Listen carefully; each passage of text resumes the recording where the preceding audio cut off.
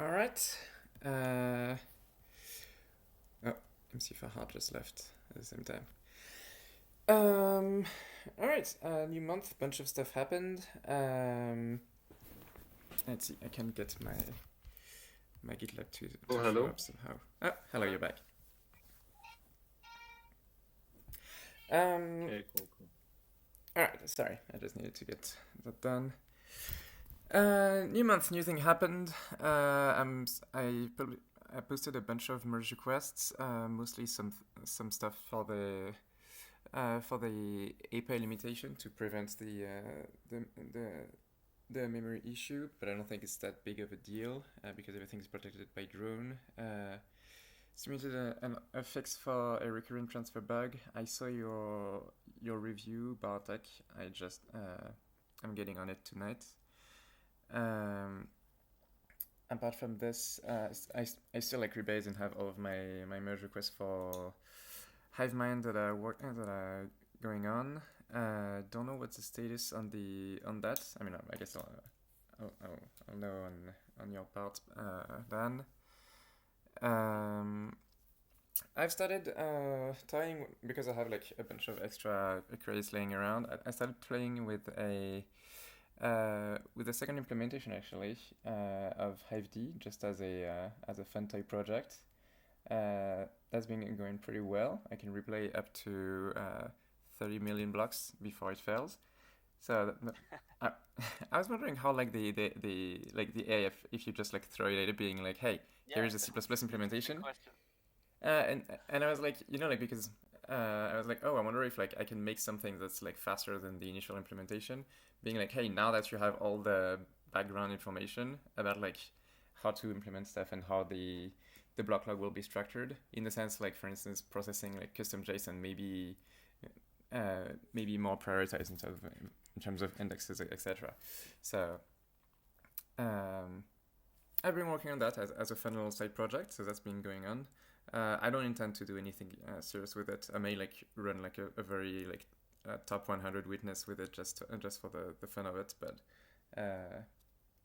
I doubt anything big will come out. But like I thought it was an interesting thought. But apart from this, I can't get my GitLab to open because my computer just crashed, so I don't really know.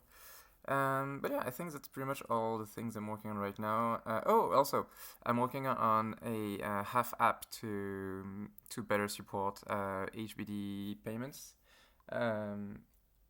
Basically, there is kind of an API gap right now to support all of recurrent transfers and basically to know if a recurrent transfer is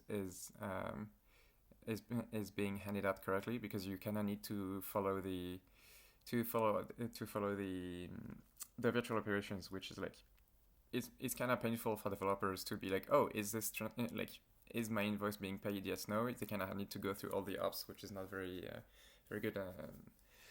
A very good UX. So I've been working on like just like a small half app that tracks all of this, so you can just query like, hey, is invoice ID X is it currently being paid? Yes, no. How many payment failures have happened, etc. So that's been going on, and I've started to draft also sorry, it's everything's coming back to me. So to draft a design doc for encrypted content on the blockchain. The goal of all of this is to basically have the scaffolding ready for a Patreon style or like Substack, you could say, content on Hive. The goal being to basically enable like paying people paying HBD for content. Yeah, and that's pretty much what I'm working on these days. Okay. Just a quick comment on the encrypted content. Starkers, Matt, a while ago worked on something like this to encrypt content and to allow users who encrypt content to sell it to pay for it. So if you're interested, maybe you can reach out to him. He did some work there. So yeah, I think you guys are working on something somewhat similar. Oh, interesting. Yeah, I'll reach out to him. Yeah, and that's pretty much it for me. Okay. Anybody else have any questions about any of that? Okay. Let's see. I guess the big news from our side is we're gonna tag the release today. We've been testing it live in our on api.hive.blog for a little while now. Um, and we fixed some minor issues along the way, but everything seems pretty stable. So the most actually for the past couple days, we've mostly been working on setting up monitoring stuff because our stack's a little bit different than the normal stack. We split it across two servers. Um, but that's pretty much done now too. So we're pretty much done with everything, I think. So tag the release. We'll upload a new, a pre replayed for people who don't want to replay themselves. The replay time is a lot better now, though, so it shouldn't be a big deal if you do want to replay locally. We spent a lot of time testing this time, and that's largely because we had so many changes, and a lot of it was AI driven. So, given the huge nature of the change and the fact that it was largely AI written, it made more sense for us to do a more thorough testing than even normal, which is usually pretty comprehensive. Um, in terms of the biggest changes, a lot of it's in the half side. I would say we half schema got a pretty major rewrite, which also involved rewriting a bunch of the half apps to to handle the new rewrite. HiveMind itself was the biggest rewrite. It's almost a complete rewrite. It's pretty much all SQL now. There's just very little Python code left in there. Let's see. On other fronts, besides the half app side, we've been making changes to Hive. There's ongoing changes uh, to refactor account balances. The idea here is to improve code maintenance. Let's see. We've been working on still doing some optimizations for the build times to get the build times down. Um, Mainly around include files and things like that. Um, then there's been a couple other more minor changes. We're avoiding doing anything major until after the release. So there is all this work actually that's going on in Hive is all it's all uh, in adjacent branches right now. It'll get merged in after the release. Let's see. We did find a couple more bugs related to deadlocks and index creation in the half. That was one of the things we found recently. In terms of actual feature changes, the most recent we added specialized exceptions to Wax. I've been talking about this for a while. The idea is to improve error handling so that it basically throws an exception that you can parse when there's an error instead of just like something random that's hard for apps to deal with. And let's see what else. Densers, a lot of the work's been done on Denser, and at this point, so we've had a couple, I guess, beta testers using it for a while, and they seem to be happier with it at this point. So we'll probably release a version of that soon that's available. I mean, it's been kind of available, but we'll publicize it more and probably beef up the server it's running on just to handle more traffic. So this will basically be an alternate for Hive.blog. And finally, we started on the Python implementation of Worker Bee. Worker Bee is basically our sort of, you could call it a bot library, I guess, for parsing data from the blockchain. And so we've had the TypeScript version of it written for a while, and we've been using it for various apps that we've developed. But the Python version is now underway as well. And it's basically, intended to be a mirror image of the TypeScript one. So that's pretty much it. Really, like I said, the release is the big thing, and once we get it up, we'll start coordinating with all the API nodes to start upgrades on their sites. But it should be pretty transparent, I think, for the most part. Just And not all at once, please. yeah, well, we've been running for a couple of days, so yeah, I mean, we're probably okay to have everybody go at once if they want, but yeah, Yeah, you but could if they don't have backups, then just like shut down and all the traffic goes to yeah, those that's that's true. currently running. Yeah. Yeah. Well, you're usually the last one to switch, so Yes, and I'm not happy about that because yeah, all the fun toys are not here yet. I haven't checked. Is the RC14 the last candidate? Is there a newer one? I don't believe there's a newer one. That's the one I recall. I'll double check real quick and see if anything got tagged that I'm not aware of. Yeah, RC14. Okay, perfect. Because that's the one we started on our dev API server. So we're just replaying this. So hopefully we'll get it up and running in no time. Yeah, that should be. Yeah, you should be able to switch over pretty fast then. I think everything that's done since then is just something you could just do a straight upgrade on without a replay. Good. Okay, thanks. Okay, any other questions about any of that? If not, I'll pass it on. Yeah, quick questions. I may have missed this, but what is half stats and half FYP or final year project? Sorry. Okay, I'll talk about them in a minute. Sorry. I guess he's referring to the new projects I created, Dan. I'll brief. Okay. Yeah, I'm referring to that. You can go ahead and talk about that then. Go ahead. Yeah, thank you. So am I good to go? Should I give an update? You're done? Yeah. Okay, perfect. Thank you. All right. So in terms of our work, we've been quite busy. Let me first brief about some of the half apps. So first, for the half block explorer, we've added a few new API endpoints, which should be quite useful. So there's the historical proposal votes per proposal. I know this has been missing. No one really has this data anywhere. So now once this is merged, we should be able to get the history, who voted when and what, and for every proposal. This is quite useful functionality in my opinion. And I know, Dan, you were looking to get this also available. We've added a new API endpoint for total wallet addresses with granularity essentially for daily, just to see how many wallet addresses are currently available on the blockchain. This will also help us on the front ends to display these values. We've had the proxied accounts API added a while ago. Now we added sorting capability for this to be able to sort by direction, by criteria, to display all the endpoints on the server side, all the proxied accounts. We've had also fixes for the proxy power API, also on the half block explorer. We've also had some minor work on the balance tracker with withdrawals from savings, returning negative value. This was fixed on the front end and then fixed also on the back end. We've also created two new projects. So these are initiatives we spoke about a while ago, and we've been eager to get started on. So there's half stats and half for you page, so FYP.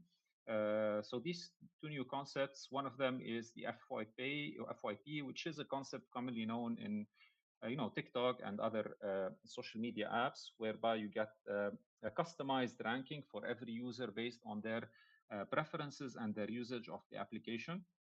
So we started working on an algorithm for this, which is half-based.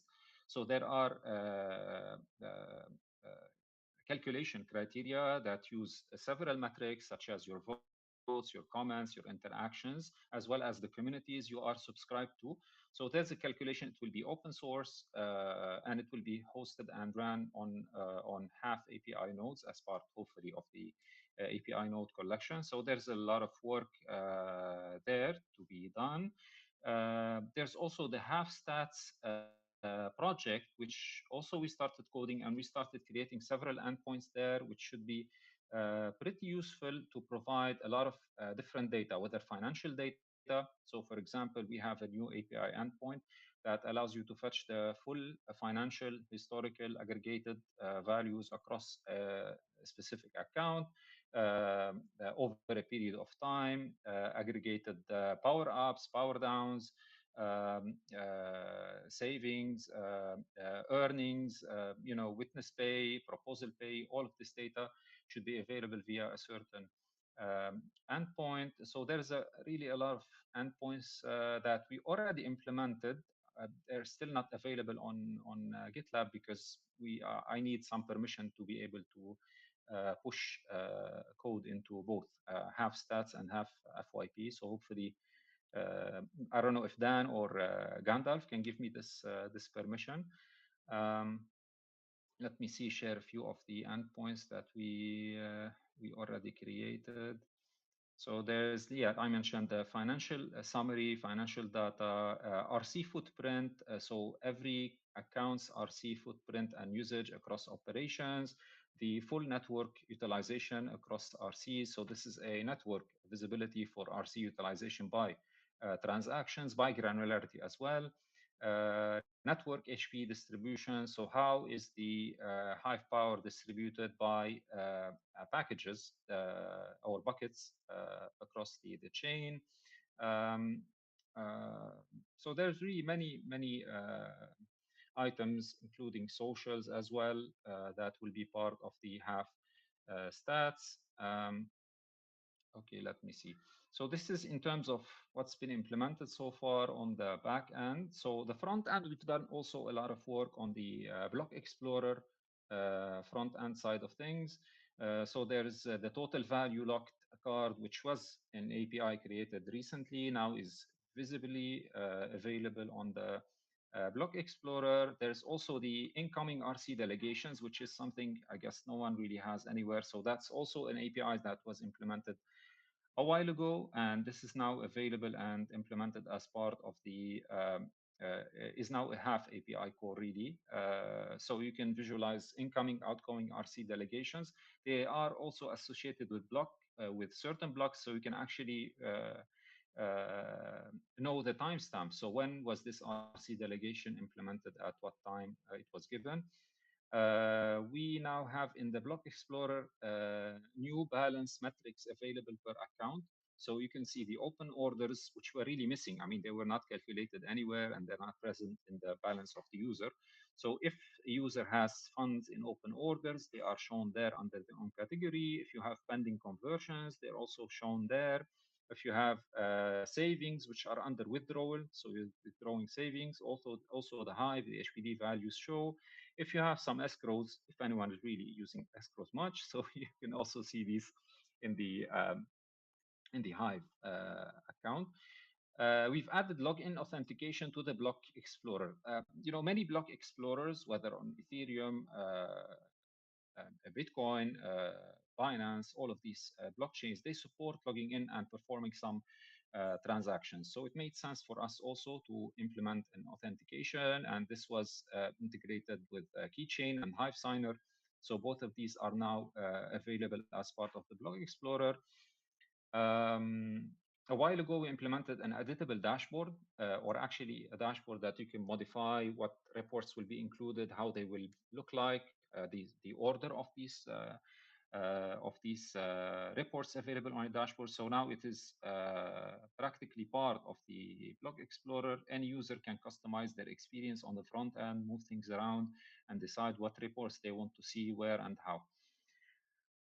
There were a lot of fixes, VEST tooltips, some crash due to small values in VEST, upcoming proposal time period. There was few reported items by Andre, like a body placeholder for the large comments. This wasn't showing as a comment, so now it shows as a comment and references the actual post. Some witness-related buttons to show clarity that these are only witness functionality. So this is basically what we've done across the last period. So there's a lot of upcoming work, as I mentioned, especially with FYP, with Hive stats, and hopefully with other Hive tabs.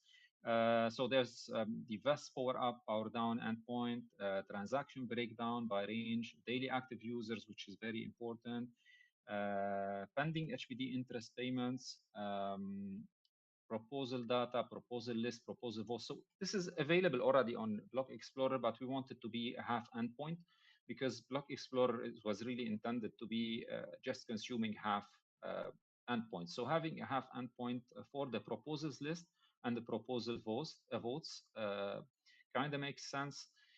Soon, I should also be having a lot of new developers helping out with more work. So we might you might be seeing also new half tabs created, whether back end or hopefully also on the front end. Yeah, that's it. Sorry for the very lengthy briefing today. So I had a quick question about the FYP stuff. So it sounds like you're going to have a way to score score.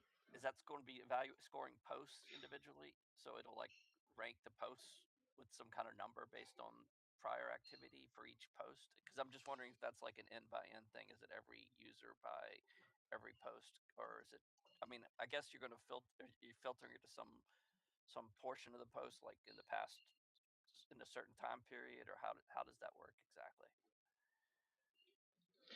Yeah, I mean, the idea is to really come up with some ranking algorithm that allows you to get a unique experience for you. And the idea is to utilize HiveSense. So because we have HiveSense, because you guys built it, so I think there's a way for us to utilize the semantic power of HiveSense to be able to score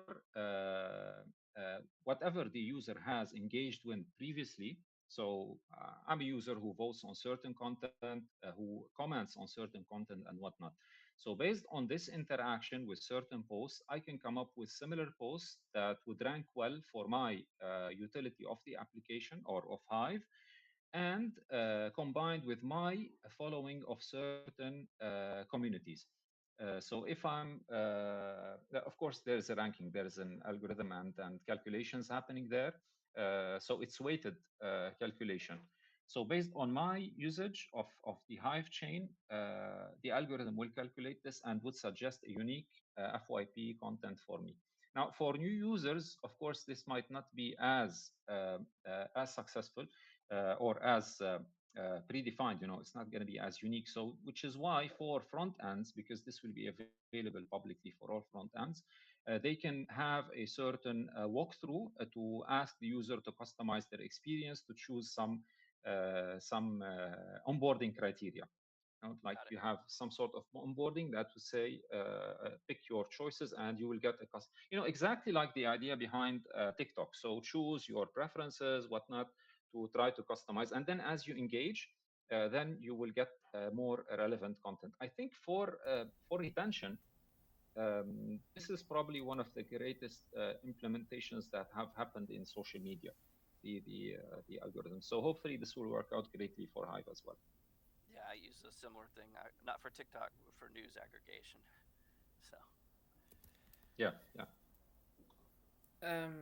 Speaking on that topic. Anything else? On that topic, I actually implemented a similar For You page algorithm on HiveMind. It's one of the ongoing projects. So if you now look into how I score stuff, basically, I also use like a ranking algorithm like this, mostly based on basically your mutuals. Like if you comment on a lot of things, if you like certain things, and then if your mutuals also comment on these things, then it tends to like pop up on your For You page. It's still in the drafting period right now because like it's relatively slow to pop up, because like depending on the user, if you follow like 1,000 accounts, then it can lead into more things. But I'll send you the merge request after the meeting so you can look at it. Yes, please, fantastic. I mean, I'm really trying to optimize the algorithm. We planned it, we started the implementation, but if we can figure out the better ways to optimize it or certain additional criteria, we're more than happy to try to integrate those.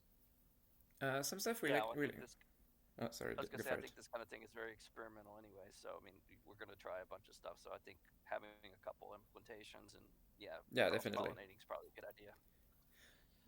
Yes, exactly, some of the things we... Dan, but please, if you can just approve these two projects so that I can at least try. What I need from you is just names of the repositories, desired names of repositories, and I will create them, and then you can push to them. I think he's actually got the repositories already created, that's what's throwing me a little bit.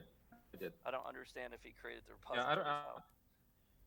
why you can't use. That's I was I'm not also a wondering that. maintainer, I think, because I'm not a maintainer. Yeah, the I annoying need a thing role, on the maybe. GitLab is that in order to be able to create new groups, you would have to be a global maintainer.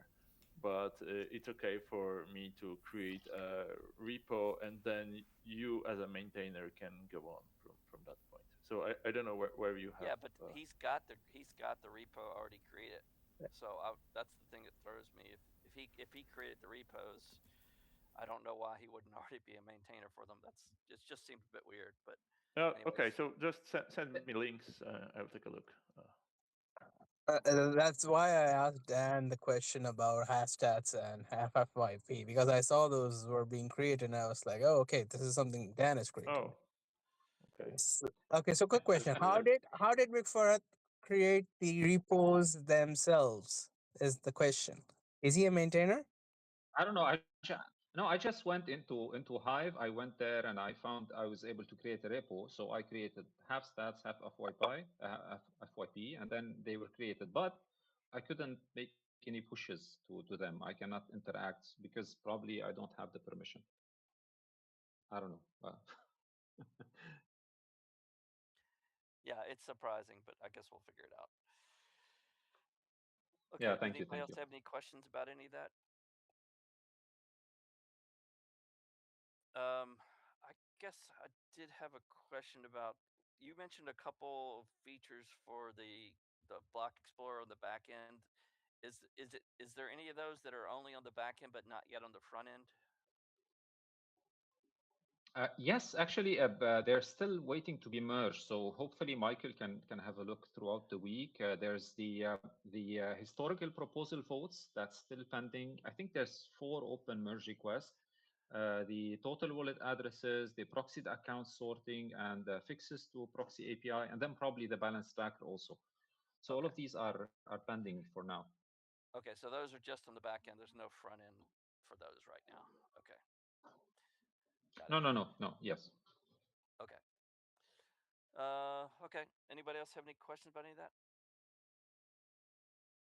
Anybody else want to go next? We've got a lot of people, and we should probably get things fast today. I mean, if the core stuff is done, I could go into Magi. But I see Gandalf is here still. If he wants Bartek. Can I add a bit on the core side is that I managed to get Hive D and half working on macOS. So it's right now it's just sitting on a branch. I have yet to make the merge request, but I managed to successfully sync a testnet on both HiveD and half on natively on um, on macOS. Have you done a replay? A full Yes. replay? To On the test mainnet? net, yes. I'm in on the mainnet. On the mainnet, no, because it doesn't have enough space for the entire blockchain. Okay, So so I you can't mean you need more technically do space on that. your system? What's that? So you need more space on your Mac OS Yeah, system? yeah, For just replay test, you could try with pruning node and see if that is able to get to the head block. It's yeah. not the same I as a full test, but at least something. yeah. I've yet to finish like a complete test set, but it looks kind of promising to me with how it went with the test net that we are currently using for Magi. Yeah, so I don't have a problem with it. I mean, I think we need a full replay at least. And the only problem from my perspective is we don't have any Mac OS systems here to test it with. So if we Right. can get a powerful enough Mac OS system to do a replay on, we can certainly merge it in after that Cool. Thanks. because it sounds fun. Dan Laram would be happy. But I wonder if it's possible to just pull the blocks from another computer they actually has a complete blockchain and then just have like the latest blocks Yeah, You, you could stored do it on through the a you could do it edge. through like an NFS or something like that. Cool. of course, you can also specify block lock speed option to 0 or just small number, and even perform full sync from mainnet. And this way, your node will retrieve blocks from network using regular P2P network protocol and verify state evaluation. And once it complete, your node will be at head block in live mode and should be responding for API calls as a regular one. So that's the simplest test. And actually, it doesn't not require a lot of resources, only space needed for shared memory file and state storage. So I suppose up to 10 gigabytes of persistent storage.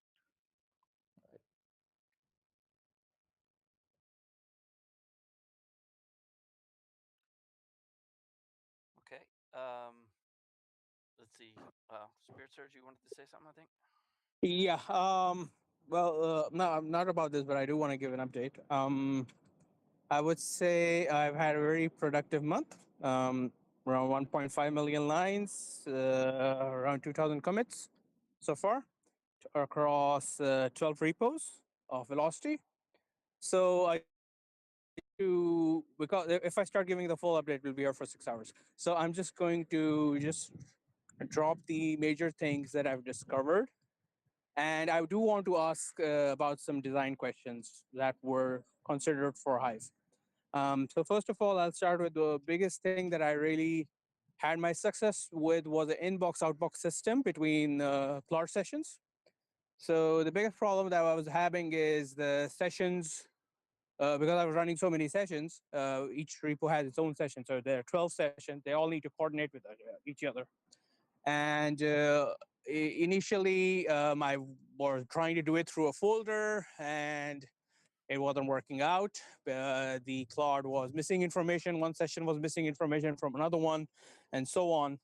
I tried using a concierge, an AI that would poll a folder, and then it would take the information, and then it would put it in the right place, and that didn't work out. But with 4.7 Opus, I then discovered that it was possible to have the session keep polling without any major token usage. So what happened was created a complex folder with a complete inbox output system, just like you would create an email, and have each session regularly poll with how it, like what inbox is coming in and what outbox is going to. So each repo had its own folder of inbox outbox, and that has been very successful for me. I am now at the state where within 2 to 2.5 hours, I'm at 100% completion of Opus. And that is unfortunately equivalent to 14%, meaning I can only do 7.2 5-hour sessions or 2.5-hour sessions, meaning 14-hour sessions before I'm out of, before I'm like meet the weekly limit, which is unfortunate. So that has been my major discovery and has worked out very well for me. That's for the Claude side. The velocity. What is velocity? Well, Okay. actually, So before you get into that, I'll just say one more thing. I'm not sure if you're aware, but there's a team agents feature you can organize that you can turn on experimentally in Claude. You have to do it at your JSON level, and it allows for direct communication back and forth between your agents. yes, and that worked with 3 or 4 agents, and then it became a mess when it became 12. Okay. Yeah. So I mean, I could stagger it, but it didn't make much sense to stagger it because there's so much information happening at the same time, and the biggest problem with Claude is they keep deferring any new feature. So you say, hey, we need to build this. We need to build a liquidity pool, right? I need you to seed the pool, right? oh no, let's defer this. It's not required for immediate demo or for version 1. Well, that's not your opinion. That's like the operator decides what needs to be done. You don't get to decide that. So there was a lot of deferring going on, and that's why I had to have a proper inbox output system to see what's actually happening. I made my own front end where I can see the inbox outbox of what each Claude is talking about. So, and I've organized it. I've created a search and a filter system so that I know which Claude session is being lazy. Well, I don't think lazy is the right word. It's just they keep deferring things. They don't need to defer. So that's regarding this. Moving on to velocity. So what is velocity? So I've been hopping on the idea of building an L2 for a long time, almost 3 years now. And I never got to start around. I planned a lot of it and I never got around to it. But now that I've started, it's fun. Now I want to talk about the why I want to make velocity. So the biggest, as someone who is a game developer, who loves games, who plays games regularly, and who sees blockchain as a significant value add to games, I found out that there was a big barrier between trying to get users from their games, from within a mobile game or from within a PC game, sign up to a wallet and then, uh, get a token or create an account and so on. And that became worse with, gas fees, right? So if you do with Solana, there's gas fees. And you do with Hive, and there are some other barriers in terms of the wallets not being available. So, or the onboarding is complex. So the idea is that it's a place where people can just, the same concept as light accounts, where you just sign up to a game, you are on chain, the chain being velocity, and the custodial keys is with velocity. No one can do anything with it. And once you are aware that you are getting tokens and you want to withdraw either to Hive or you want to withdraw to Solana or you want to withdraw to Cardano or whatever chain you want to withdraw to, that's when you are going to get your custodial keys back and it becomes from self-custodial, then it becomes self-custodial. So that's the idea where people can hop on blockchain without knowing or without the pressure of having to create a wallet and then, transition. So that's what the whole idea. That is one of the ideas I've had for this. Yeah, can I ask you one question? Sorry. So recently we built, it's on testnet right now, passkey derived wallets. So you can basically log in with a Gmail and then it creates a wallet for you on L2 Magi. So this kind of defeats the purpose of any custodialship completely. And then of course we have the wallet interoperability. So any passkey derived wallet, Hive wallets, Bitcoin wallet, Ethereum wallet can interact with the same smart contracts at the same time with the games.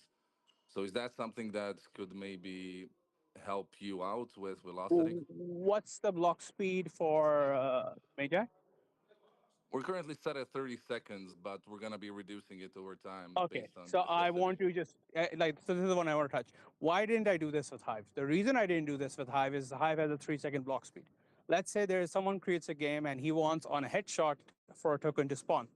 No one's going to wait 3 seconds for a block to process for a token to spawn, right? No one's going to do a headshot and they're going to wait 3 seconds. That doesn't make any sense.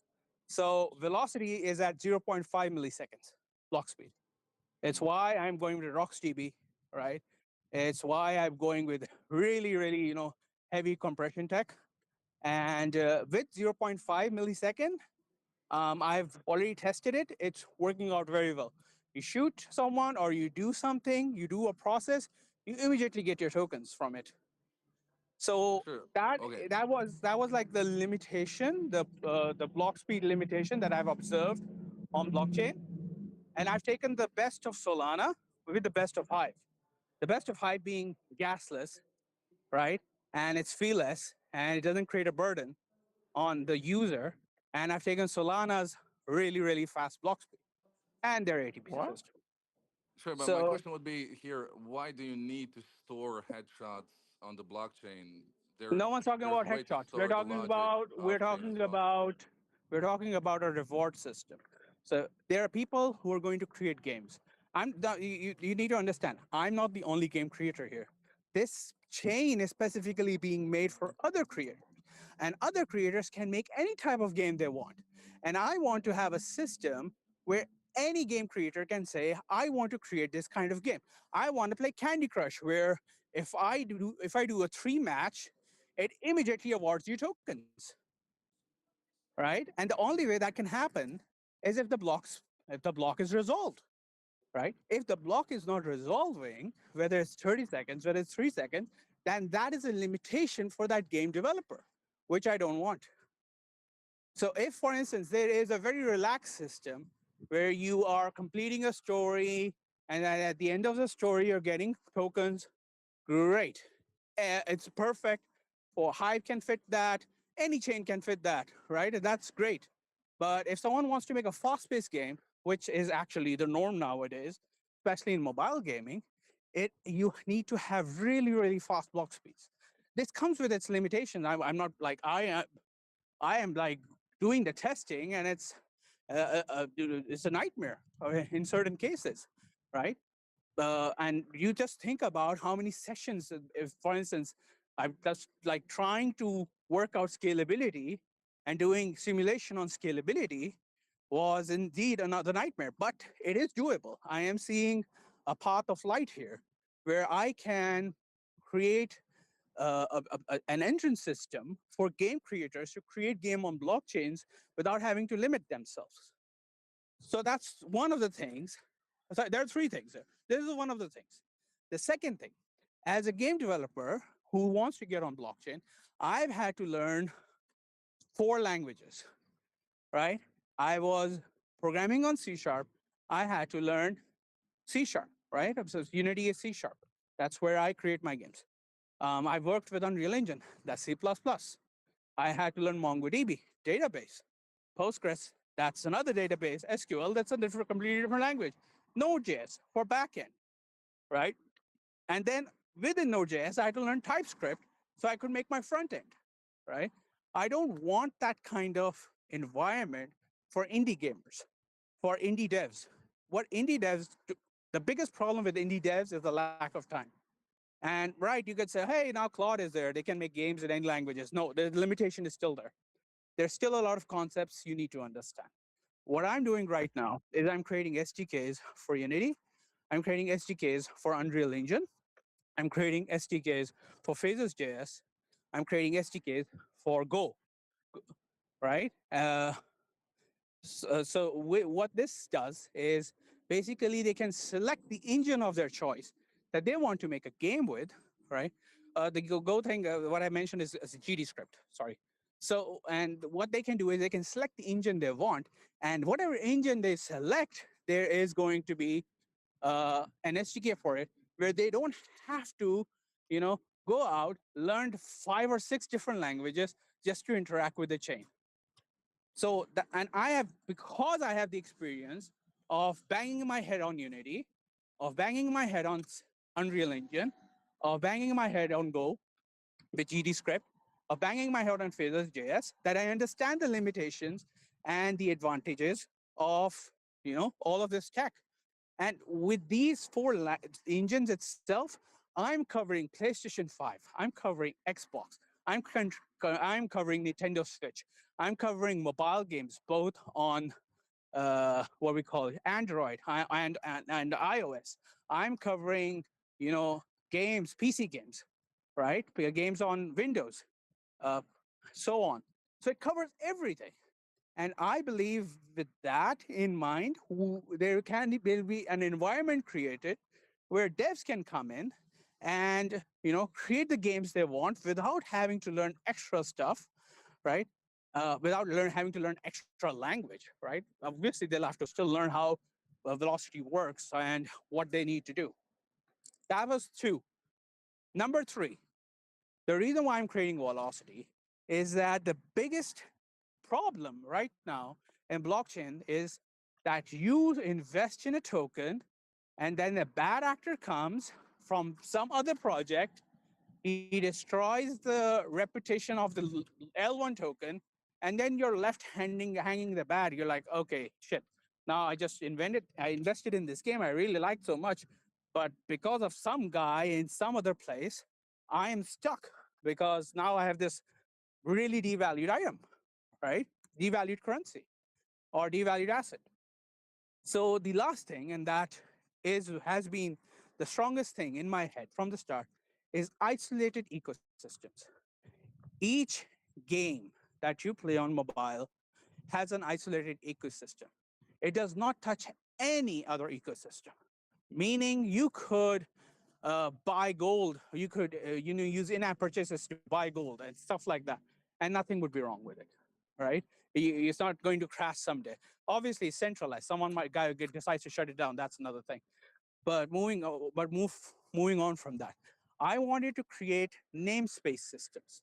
Basically, a game indie dev comes, takes a namespace. Within namespace, he will get a fixed amount of fuel. That fuel is what will allow his users within his game to cover transactions with. And what happens is that his ecosystem is isolated. So he creates 3 tokens: gold, silver, platinum, right? And then he decides, you know what? I want to have a single simple system where I have gold is equal to 10 of silver and silver is equal to 10 of platinum. It's a fixed rate. So he has this really simple fixed rate system. It's an economy. It's just like a mobile game, except it has the advantages of a blockchain, right? That's one aspect. But then maybe there's another guy. He's really have this passion about gamified system. He wants to have flash loans. He wants to have liquidity pools. He wants to have order book, right? No problem. You can have all of that. It's in your namespace. Your namespace is different. You pay more, but your namespace is different, right? You don't touch the guy's namespace who just wants to have a fixed system. It completely isolates the system. It's on blockchain. It has the advantages of blockchain, and it does not create a burden on anyone else. So these were the major 3 ideas I've had in my head ever since I discovered blockchain in 2021. And that is basically what I'm making now. It's had polished over time, and it will get more polished more than that over time. So that's what Velocity is. Why do I think this is a value add to Hive? The reason why I feel very strongly that it is a value add to Hive is because the first thing that I created was a bridge from Hive engine to other chains. Why is that a necessary thing, right? It's not Hive engine. It's a 2-way bridge. It's not just a 1-way bridge. It's not just Solana to Hive engine. No, it's also Hive engine to Solana. So let's say there's a guy. He plays a game. He earns gold, right? And then he asks his admin, the namespace admin, I want to withdraw this money. Where should I go, right? He says, okay, you can go to Hive, which is a gasless place. You can post about stuff, or you can go to Solana, right, where you might get a better rate, but there is no other exposure, and you have to pay gas fees, right? 9 times out of 10, the guy is going to go to Hive, right? Simply because he's learning. If it's someone who's very money oriented, he's going to go towards Solana. Point is, there's going to be options, and that options part is, I feel, is a really strong addition to Hive, because now it connects Hive with other projects. And the fact that there is no gas fees is such a strong incentive for people to build on Hive, is to build a community on Hive, that I feel that is something that, with marketing, with proper distribution, is something that could really take off. The important thing is, obviously, there's a lot of ifs and buts here, and we're still at the start. We're not close to version 1, but we are close to version 1. I'm like, this week is heavy testing, and next week is heavy testing, and then we will have a version 1 DevNet launch, and a testnet and a mainnet. So there's going to be 3 nets, and the whole aspect of this is that it's going to be completely decentralized, where you have validators. Where I'll start off the Genesis block with 3 validators. If there are more validators that I want to join, great. I've talked to 2 other people and they've agreed. And what will happen is, when the transactions start coming in, the 2 out of 3 validators need to sign it for it to pass. And that is how the bridge will be protected. And the Hive account will have multi-key, multi-account, whatever they call it. Yeah, and so will be the Solana one, the Solana bridge account. And that's how basically we will ensure that we remain decentralized without having any major problems. When the Genesis block launches, from 6 months to that, I will be the admin. After 6 months, I will become a validator, like just like everyone else. So these are like the gist of the starting things that I've been working on. Now, while I've been going on to this journey of building a blockchain for the past 3 years, I've been planning, I've been studying. For the past month, I've been building.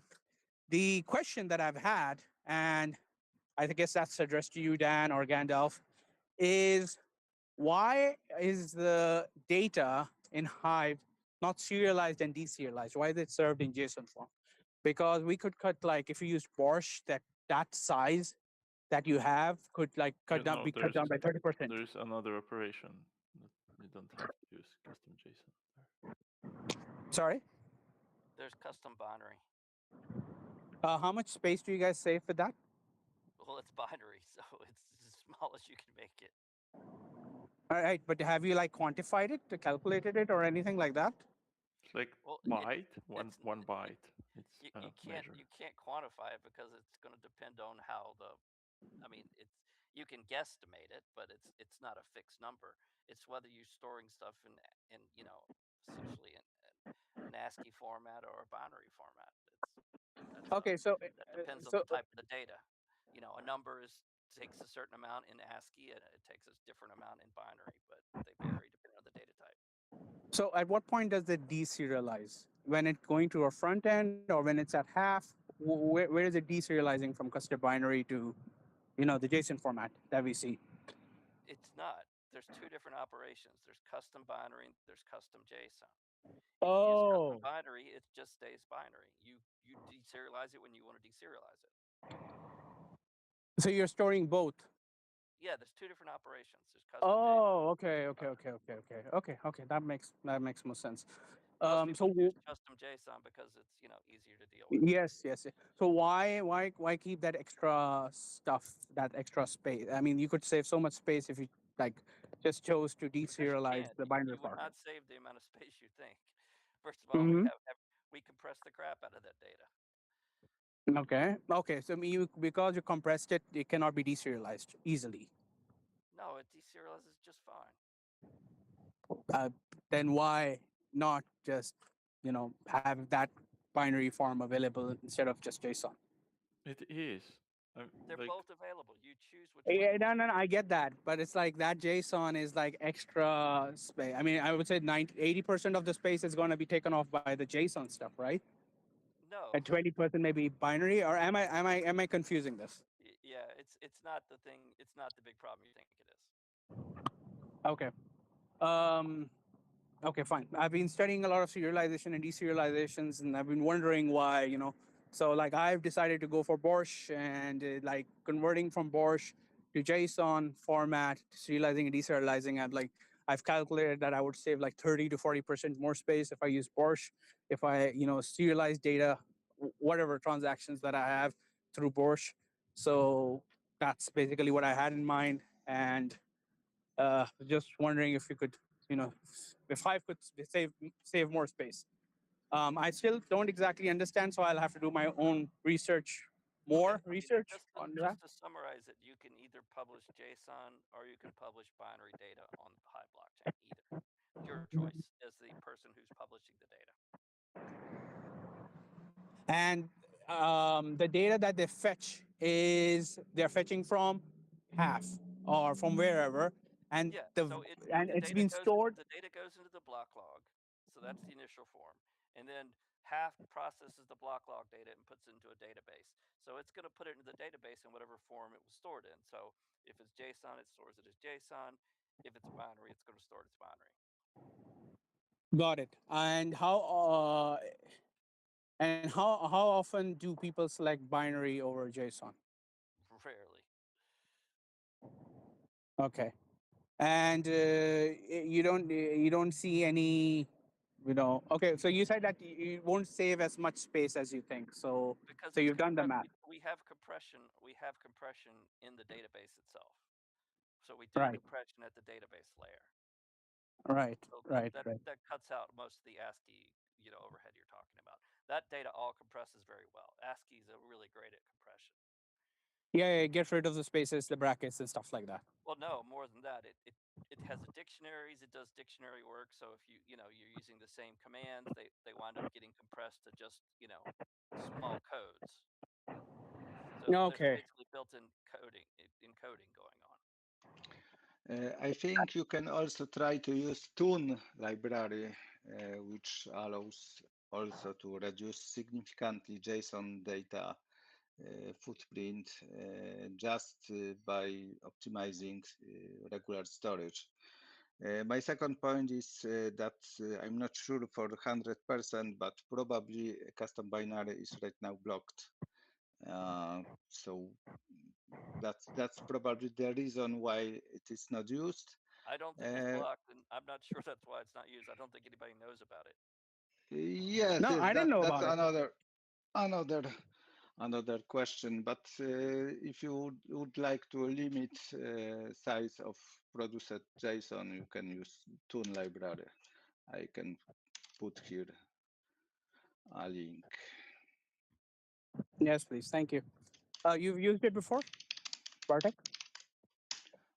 Actually, we have found this library some time ago and just discovered that it could be useful to reduce some footprint, but not. We didn't have a chance to test it, but it is broadly used for AI agents communication, and actually that was the source of news we were interested to use it in the past. Anyway, that could be simplest approach right now to create own application which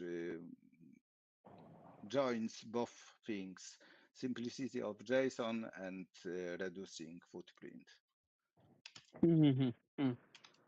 So I don't want to, we need to cut this meeting off at some point. So let's let Lord Butterfly go. Yeah. So I kind of prepared a whole list over what's been happening over the last 2 months.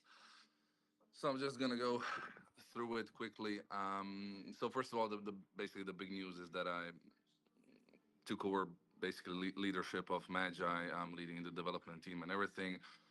The focus here was basically to increase our efficiency and everything, outputs and everything else. So in the last 2 months, we've had 600% increase in PR shipping rates, 600% increase in net code output, 1,000% increase in multi-chain codes, about 900 commits in the last 2 months versus 1,000 over the last year, 300 merged PRs across 13 repositories, and about 250,000 new raw insertions in code. So about a 10x increase with the same team and the same budget. So what we shipped, we did the largest merge we've ever done to mainnet. Basically launched BTC HBD pools and HBD Hive pools on Magi Network. That's live, accessible through Altera, our application. We launched TSS. This is kind of our solution to the problem with bridges, which is either they use low validator multi-sigs. So we use TSS threshold signature scheme. Everything tested, proved, and it's working on mainnet right now. We had some issues that took some fixing. So that's done now. We have off-chain gossip readiness, replacing flaky RPC pings.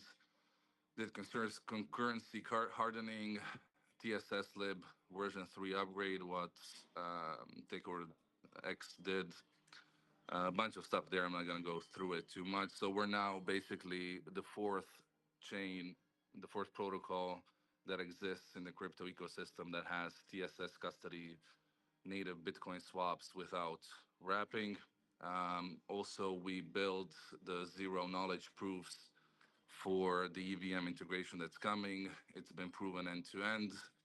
This kind of reduces the cost of running nodes. Usually, protocols like Thorchain would need a full Ethereum node. With this, the cost for validators is basically $0. We just have to run it as infrastructure, the prover, which is, a bit more hardware intensive. So that's going to be covered by the team, but anybody else can run a prover themselves. There's still some work there to be done in terms of the trust assumption. We're going to deal with that in the probably next week once we launch it live with the EVM integration. We finished the EVM integration. It's functional testnet. Just one mention with the zero knowledge proofs. We forked the SP1 succinct repos and took ownership. So I think this could probably be applicable to anybody on Hive that wants to use it for anything else. We can adjust it easily.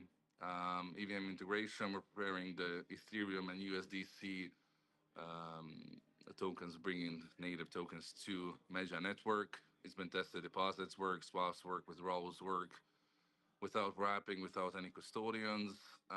We finished code for 6 chain integrations. So right now it's BTC, LTC, Dash, Doge, Bitcoin Cash, and Ethereum and USDC. BTC is the one that's live currently. Everything else is being prepared on testnet. We did block header pruning, multi-block reorganization handling, a lot of technical stuff here. I'm not going to go too much into. TechWareX can probably cover the technical stuff if I'm not being precise enough. We did a complete application rewrite for Altera. That took some time. It's working now. Yozen, we brought him on the team. He used to work on PigD front end. Now he's working with us here. He's doing the adjustments on that as well. Sorry, who was that? I didn't catch the name. Yozen. Okay. Yeah. So we built passkey authorizations. So these are passkey derived accounts. They work just like Hive accounts, Bitcoin accounts, have the wallet interoperability aspect built into them. We haven't started testing that yet. We also built zero knowledge proof email to email sending. So you can send email to email HBD transfers. You can even input via the email body that you want to transfer it to somebody. We built the escrow for that. That's a cool new feature that we're going to be implementing over the next couple of weeks. For the new infrastructure, Magi Mongo indexers, Magi NFT contracts built, Magi token contracts built. The big feature in terms of architecture that's coming is the incentive pendulum that introduces Oracle authorization economic security layer, validator fee distribution that's aligned with the swap volume that's happening. So there's a split between the liquidity providers and the validators. We're testing that right now. I'm hoping it's going to be ready inside a week. That's kind of the final blocker before we can go to the final audits with your team, block trades, and hopefully getting more significant liquidity in. There's a few partnerships that we're working on. The one that's been announced is the Dash partnership, and the second one is with Beldex, which is privacy token. I'm gonna learn on Tuesday if they accept. Basically the idea here is we have a minimum liquidity requirement for us to develop an integration with them. It's $100,000 worth of liquidity, 50,000 in HBD and 50,000 in their token. So I'm looking forward to seeing if they're going to accept that. We did 20 sessions of security reviews, running 1,000 scenarios over 2 months. Let me see. So we found like 50 vulnerabilities addressed, 15 security PRs merged, 25 security reports, all of them tested on testnet. Yeah, so that's basically where we are right now. The major stuff we're working on is launching EVM, Dash, and the Pendulum. After that, we're gonna freeze the development and work on optimization and future partnerships. Sounds good. Anybody have any questions? Yeah, quick one. LB, I've been going through your repos, the repos of Magi, and I think I've already given the feedback. Testing, you guys need a lot more test files, in my opinion. I'm sure you guys are maybe manually testing and it covers everything. So I'm not sure how that's possible. But I would really, really encourage you guys before that. You guys really should, start doing stress test edge cases with proper test files with benchmarks. That's it. I don't have anything else. Besides that, I think you guys are doing a great job. Sure. Yeah, we're doing precisely what you mentioned, and even your feedback that you did on chain is something that we shared with the team, and that's something that was already planned. When it comes to optimization, that's going to start after we finish the few features I mentioned here. But yeah, I think you're probably right. We should be posting the actual tests in the repos, what we're doing. I mean, we have the data, so we could probably push it all together at once.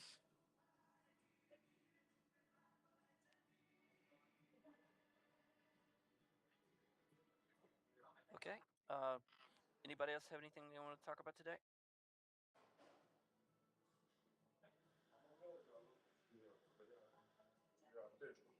I mean, Tekoto, if I forgot to add something, you've been working on a lot of stuff yourself.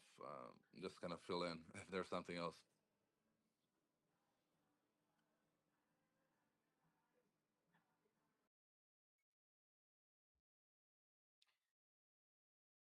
Okay, I'm going to take it that we're done for today. See you guys next time.